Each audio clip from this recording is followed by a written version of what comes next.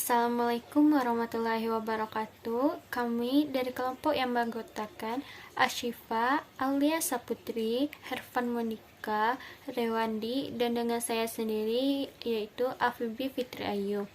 Pada kesempatan kali ini, kami akan menjelaskan mengenai materi penagihan pajak. Assalamualaikum warahmatullahi wabarakatuh. Saya Ashifa, nomor WP 19101155110266. Baiklah, materi pertama yaitu penagihan pajak. Penagihan pajak merupakan serangkaian tindakan agar penanggung pajak melunasi pajaknya.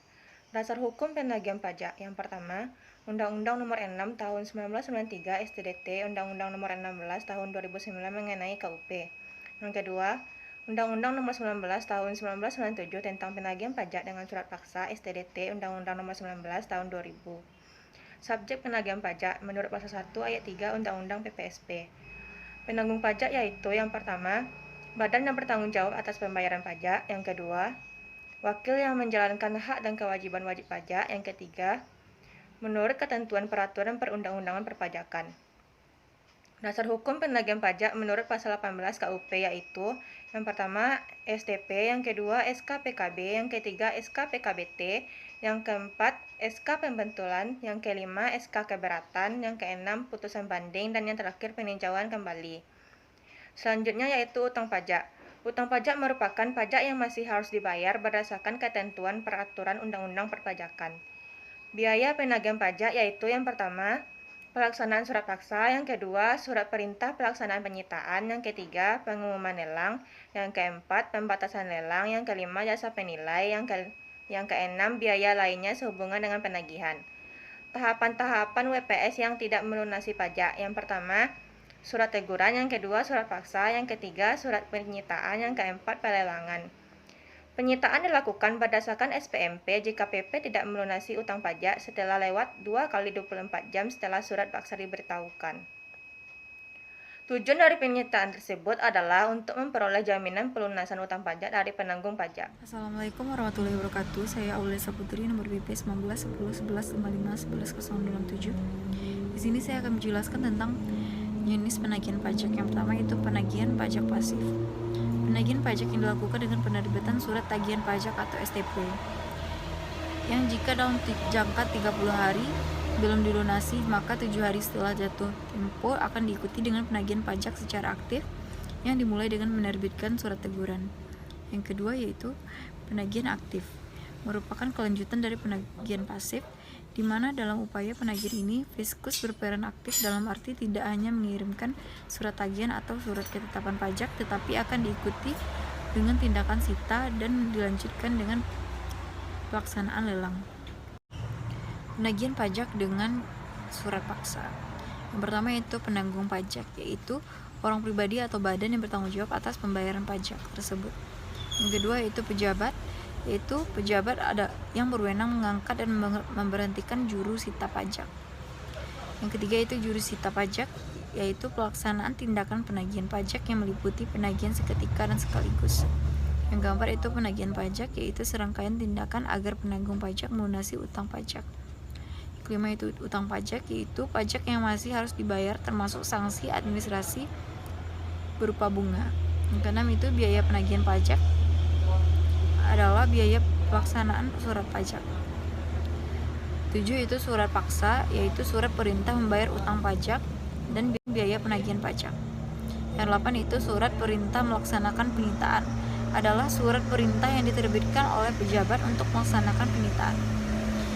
9 itu objek sita, yaitu barang penanggung pajak yang dijadikan jaminan uang pajak.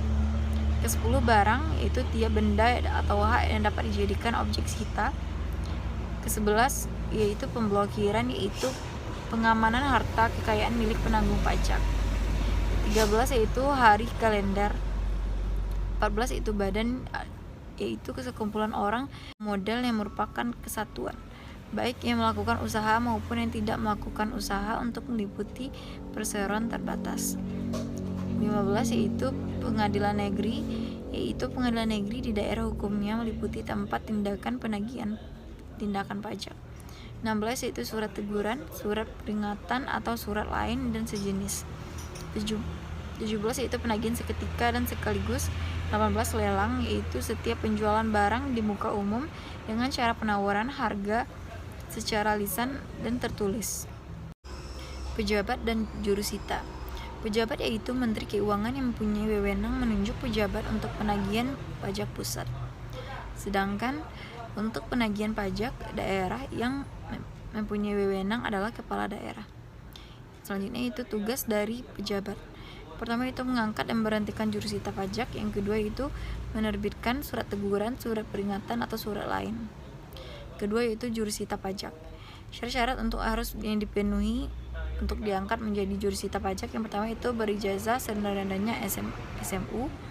Kedua berpangkat serendah-rendahnya pengatur muda atau golongan 2. Tiga itu berbadan sehat. Keempat lulus pendidikan dan jurusita pajak. Yang kelima jujur. Tugas jurusita pajak yaitu 1. Melaksanakan surat perintah penagihan. Kedua itu memberitahukan surat paksa. Yang ketiga itu melaksanakan penyitaan. Keempat itu melaksanakan penyandaraan. Kedua itu jurusita pajak dalam melaksanakan tugasnya harus dilengkapi dengan kartu tanda pengenal jurusita pajak. Ketiga itu dalam melaksanakan penyitaan, jurusita pajak berwenang memasuki dan memeriksa semua ruangan termasuk membuka lemari dan lain. Keempat itu dalam melaksanakan tugasnya, jurusita pajak dapat meminta bantuan kepolisian. Kelima itu jurusita pajak menjalankan tugas di wilayah kerja pejabat. Selanjutnya itu dasar penagihan pajak. Pajak pusat. Pajak pusat antara lain sebagai berikut. 1. Pertama, pajak penghasilan atau PPH. 2. Itu pajak pertambahan nilai. Ketiga itu pajak penjualan atas barang mewah. Keempat itu pajak bumi dan bangunan atau PBB, perkebunan, perhutanan atau pertambangan. Kelima itu bea materai. Selanjutnya itu pajak daerah atau pajak daerah provinsi. Pertama itu pajak daerah provinsi terdiri atas pajak kendaraan bermotor. Yang kedua itu bea balik nama kendaraan bermotor. Ketiga itu pajak bahan bakar kendaraan bermotor. Yang keempat itu pajak air permukaan dan pajak rokok. Baik, selanjutnya saya akan melanjutkan penjelasan yang sebelumnya sudah dijelaskan oleh rekan saya yang tadi. Sebelumnya, perkenalkan, nama saya Hervan Mondika. Saya berasal dari kelas akuntansi 7 BP 19. Baik, saya akan menjelaskan tentang pajak daerah, kabupaten atau kota. Pajak daerah, kabupaten atau kota ini terdiri dari beberapa hal. Yang pertama adalah pajak hotel, pajak restoran, pajak hiburan, pajak reklame, pajak penerangan jalan, pajak mineral bukan logam dan batuan, pajak parkir, pajak air tanah, pajak sarang burung walet, pajak bumi dan bangunan perdesaan dan perkotaan, dan yang terakhir adalah bea perolehan hak atas tanah dan bangunan. Selanjutnya, penagihan seketika dan sekaligus. Jurusita pajak melaksanakan penagihan seketika dan sekaligus tanpa menunggu tanggal jatuh tempo pembayaran berdasarkan surat perintah seketika dan sekaligus yang diterbitkan oleh pejabat apabila yang pertama adalah penanggung jawab akan meninggalkan Indonesia. Yang kedua, penanggung pajak akan memindahtangankan barang yang dimilikinya. Yang ketiga, terdapat tanda-tanda bahwa penanggung pajak akan membubarkan badan usahanya. Yang keempat, badan usahanya akan dibubarkan sendiri oleh negara. Badan usahanya akan dibubarkan sendiri oleh negara. Yang kelima adalah terjadinya penyitaan atas barang penanggung pajak oleh pihak ketiga. Selanjutnya, saya akan menjelaskan tentang surat paksa. Surat paksa berkepala kata-kata demi keadilan berdasarkan ketuhanan yang Maha Esa. Mempunyai kekuatan eksekutorial dan kedudukan hukum yang sama dengan cross akte, yaitu putusan pengadilan perdata yang telah mempunyai kekuatan hukum tetap. Selanjutnya adalah pemberitahuan surat paksa. Surat paksa diberitahukan oleh jurusita pajak dengan pernyataan dan penyerahan salinan surat paksa kepada penanggung pajak. Pemberitahuan ini dituangkan dalam berita acara yang sekurang-kurangnya memuat hari dan tanggal pemberitahuan surat paksa, nama jurusita pajak, dan nama yang menerima, dan tempat pemberitahuan surat paksa. Selanjutnya penyitaan. Penyitaan adalah tindakan jurusita pajak untuk menguasai barang penanggung pajak guna dijadikan jaminan untuk melunasi hutang pajak menurut peraturan perundang-undangan. Selanjutnya adalah objek sita. Barang yang dapat disita dapat berupa yang pertama adalah barang bergerak termasuk mobil, perhiasan, uang tunai, dan deposito berjangka, dan lain sebagainya. Dan yang kedua adalah barang tidak bergerak. Yang pertama adalah tanah, bangunan, dan kapal dengan isi kotor tertentu. Berikut adapun pengecualian objek sita. Yang pertama adalah pakaian dan tempat tidur yang digunakan oleh penanggung pajak. Yang kedua, persediaan makanan dan minuman. Yang ketiga, perlengkapan penanggung pajak yang bersifat dinas yang diperoleh dari negara. Yang keempat, buku-buku yang bertalian dengan jabatan atau pekerjaan penanggung pajak. Yang kelima adalah peralatan dalam keadaan jalan yang masih digunakan untuk melaksanakan pekerjaan. Dan yang terakhir adalah peralatan penyandang cacat yang digunakan oleh pekerja. Selanjutnya adalah lelang. Lelang adalah setiap perjualan barang di muka umum dengan cara penawaran harga secara lisan dan atau tertulis melalui usaha pengumpulan peminat atau calon pembeli. Jika dalam waktu 14 hari tindakan penyitaan utang pajak belum dilunasi, maka akan dilanjutkan dengan tindakan pelelangan melalui kantor lelang negara. Dalam hal biaya penagihan paksa dan biaya pelaksanaan sita, belum dibayar maka akan dibebankan bersama-sama dengan biaya iklan untuk pengumuman lelang dalam surat kabar dan biaya pada saat pelelangan. Assalamualaikum warahmatullahi wabarakatuh. Perkenalkan, nama saya Rewandi, nomor WP 1919 Di sini saya akan mengajukan materi selanjutnya, yaitu yang pertama itu ada pencegahan dan penyanderaan. Pencegahan adalah larangan yang bersifat sementara terhadap penanggung pajak tertentu untuk keluar dari wilayah Indonesia berdasarkan alasan tertentu sesuai dengan ketentuan peraturan perundang-undangan. Yang kedua adalah penyanderaan. Penyanderaan adalah pengengkangan sementara waktu kebebasan penanggung utang pajak dengan menempatkan di tempat tertentu. Selanjutnya itu ada gugatan. Hal-hal yang berkaitan dengan gugatan adalah sebagai berikut. Yang pertama adalah gugatan penanggung pajak terhadap pelaksanaan surat paksa. Yang kedua, jika gugatan penangguhan pajak dikabulkan, penanggungan pajak dapat memohon pemulihan nama baik. Yang ketiga, besarnya ganti rugi paling banyak adalah 5 juta. Yang keempat, perubahan besarnya ganti rugi ditetapkan dengan keputusan menteri. Yang kelima, gugatan diajukan dalam jangka waktu 14 hari sejak surat paksa. Sanggahan. Hal-hal yang berkaitan dengan sanggahan adalah sebagai berikut. Yang pertama, sanggahan pihak ketiga terhadap kepemilikan barang yang disita. Yang kedua, pengadilan negeri yang menerima surat sanggahan memberitahukan secara tertulis kepada pejabat. Yang ketiga, pejabat menangguhkan pelaksanaan penagihan pajak hanya terhadap barang yang disanggah. Yang keempat, sanggahan pihak ketiga terhadap kepemilikan barang yang disita tidak dapat diajukan setelah hal yang dilaksanakan. Bela untuk selanjutnya yaitu adalah pembetulan atau penggantian. Hal-hal yang berkaitan dengan pembetulan atau penggantian adalah sebagai berikut. Yang pertama, penanggung pajak dapat mengajukan permohonan pembetulan atau penggantian kepada pejabat. Yang kedua, pejabat dalam jangka waktu 7 hari sejak tanggal diterima permohonan tersebut, pejabat harus memberi keputusan atau permohonan yang diajukan. Yang ketiga, apabila dalam jangka waktu yang sudah ditetapkan pejabat tidak menerbitkan keputusan, permohonan penanggungan pajak dianggap dikabulkan. Yang keempat, pejabat karena jabatan dapat membentukkan surat teguran atau surat peringatan. Yang kelima, tindakan pelaksanaan penagihan pajak dilanjutkan setelah kesalahan atau kekeliruan dibetulkan oleh pejabat. Yang keenam, jika permohonan ditolak, tindakan pelaksanaan penagihan pajak dilanjutkan sesuai jangka waktu semula. Selanjutnya itu adalah ketentuan pidana. Adapun ketentuan pidana di antara lain, yang pertama adalah penanggung pajak yang memindahkan hak, menyewakan, meminjamkan, menyembunyikan, menghilangkan atau merusak barang yang telah disita dipidana dengan pidana penjara paling singkat 6 bulan dan paling lama 4 tahun. Yang kedua, apabila pihak-pihak yang diberi tugas untuk mengalihkan atau menjual barang sitaan tidak melaksanakan kewajiban dipidana dengan pidana penjara paling singkat 1 minggu dan paling lama 4 bulan. Selanjutnya yaitu kadaluarsa tindakan penagihan pajak. Berdasarkan pasal Undang-Undang UU KUP, hak untuk melakukan penagihan pajak termasuk bunga, denda, kenaikan, dan biaya penagihan kadaluarsa setelah lampau waktu 10 tahun terhitung sejak terutangnya pajak atau berakhirnya masa pajak. bagian tahun pajak atau tahun pajak yang bersangkutan. Penagihan pajak dapat dilakukan setelah melampaui 10 tahun dengan syarat sebagai berikut. Yang pertama, diterbitkan surat teguran dan surat paksa. Yang kedua, adanya pengakuan utang dari wajib pajak baik secara langsung maupun tidak langsung.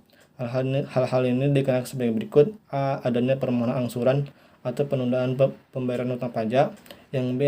Adanya permohonan keberatan. Wajib pajak melaksanakan pembayaran sebagian utang pajaknya untuk kadaluarsa ini. Penagihan pajak dihitung sejak tanggal pembayaran sebagian utang pajak tersebut. Bila selanjutnya itu akan dilanjutkan untuk materi selanjutnya. Baiklah, saya akan menjelaskan mengenai contoh-contoh kasus yang berkaitan dengan penagihan pajak. Yang pertama yaitu Kantor Pelayanan Pajak menerbitkan Surat Ketetapan Pajak Kurang Bayar nomor 00000-08-622-09 pada tanggal 20 November 2011 dengan nilai 350 juta.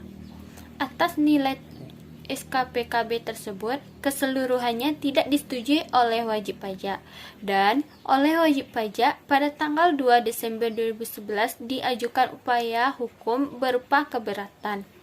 Pada tanggal 13 Desember 2011 terdapat informasi bahwa wajib pajak akan membubarkan usahanya.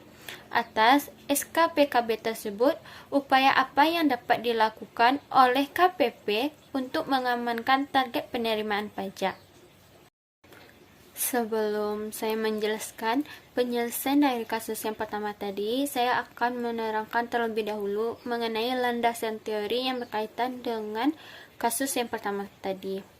Salah satu landasan teori yang berkaitan dengan kasus yang pertama tadi yaitu Pasal 6 Ayat 1 UU PPSP yang berbunyi, jurusita pajak melaksanakan penagihan seketika dan sekaligus tanpa menunggu tanggal jatuh tempo pembayaran berdasarkan surat perintah penagihan seketika dan sekaligus yang diterbitkan oleh pejabat apabila yang pertama, penanggung pajak akan meninggalkan Indonesia untuk selama-lamanya atau berniat untuk itu.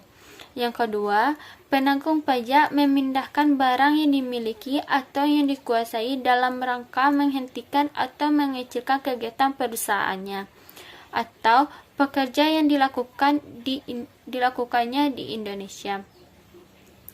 Yang ketiga, terdapat tanda-tanda bahwa penanggung pajak akan membubarkan badan usahanya atau mengembangkan usahanya atau melakukan usahanya atau memindahkan perusahaan yang dimiliki atau dikuasainya atau melakukan perubahan bentuk lainnya. Yang keempat, badan usaha akan dibubarkan oleh negara atau terjadi penyitaan atas barang penanggung pajak oleh pihak ketiga atau terdapat tanda-tanda kepalitan. Berdasarkan Pasal 6 Ayat 1 UU PPS tadi, penyelesaian dari kasus yang pertama ini yaitu meskipun pajak yang tercantum dalam dasar penagihan sebagaimana dimaksudkan dalam Pasal 18 UU KUP yang dalam hal ini SK keberatan belum jatuh tempo, tetapi terhadap wajib pajak tersebut dapat diterapkan surat penagihan seketika dan sekaligus sesuai dengan Pasal 14 PMK 24 PMK 0310008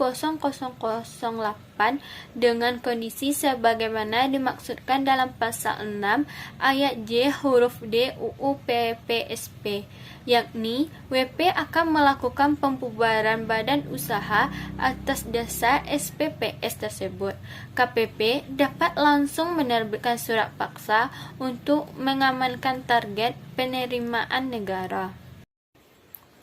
Sekian presentasi dari kami. Jika ada kesalahan atau kejanggalan, kami mohon maaf sebesar-besarnya dan kami ucapkan terima kasih atas perhatiannya, dan kami akhiri presentasi kami kali ini dengan Assalamualaikum warahmatullahi wabarakatuh.